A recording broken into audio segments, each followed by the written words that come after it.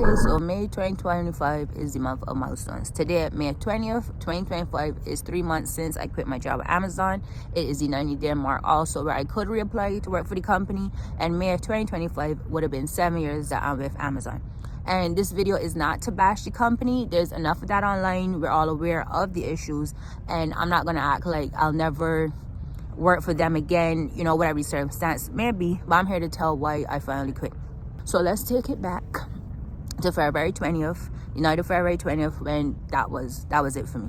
So I store at this site I was at about 98% of the time. I'm in B because I was assigned to C and it was full. I go to B to get a spot, and my partner there is telling me, I don't think you should store in this section tonight because you know who, the demonic manager that I've been dealing with, is supervising this section. I have a pseudonym, name, or nickname, whatever you want to call it, for this person, and it is Drumline. Drumline, from the fact that I suppose it had military experience. It also would yell, let's go, let's go, constantly throughout the warehouse for no particular reason, like yelling let's go to not make people work harder. And thirdly, the hairline was rolling back, and yeah, mine ain't doing too well either, but I'm not a demon, so we don't have to talk about my hairline. A second one that will play a spot in my tail, I'm gonna call her not too creative, fake ribbon. She wore ribbons in her hair and she was fake, so fake ribbon. But first, let's focus on Drumline. But Drumline is monitoring the section. You always have a manager or a shift assistant, like someone just in head of the section, making sure people are storing and what have you. So she's never ever been in charge of a section that people are just storing. They always have her in the section, it's called inbound, where people are, they're unloading the packages and putting them on the belt. But because the Fitz would have it, she is in that spot monitoring the A and B section. I have to settle to work in B. He's telling me not to, but I'm like, where am I gonna go? I gotta go up to her and ask for a spot. Who am I gonna talk to? Let me just do my work, and that should be enough. Like, I'm gonna store, and that truly should be enough for the night with no interference. No, I have 2 lanes that are mine to work in. I'm doing that, I'm maintaining it. And the gentleman to my left, he's maintaining his, but at some point, I guess he's getting fatigued and he's slowing down, or he could be doing it on purpose, because you have a lot of people at this site that will do the bare minimum to nothing and nobody tells them anything. So we have a break like 3:45. We get back at 4 stowing.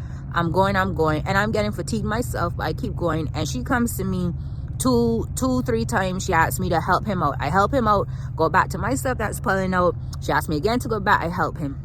We get to lunch now. I have lunch. We come back. Lunch is, I think, 5:30 it was to 6 a.m.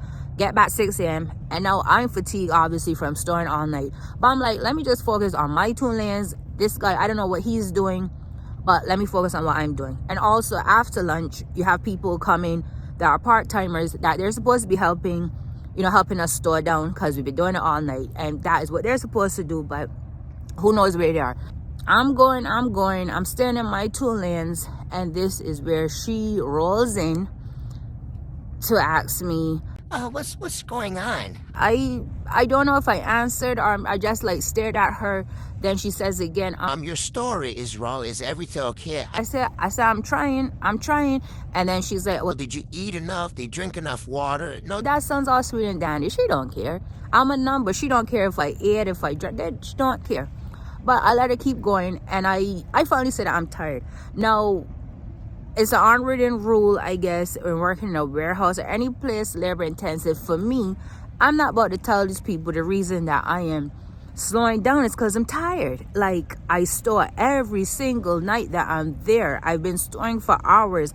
My scan from the beginning of the night to where we're at now, middle of the night, 2 more hours to go. Obviously, it's going to slow down. So, she asks if I'm drinking enough water, if I ate enough, whatnot. I say, yeah, but I'm just tired. So here we go with the attitude.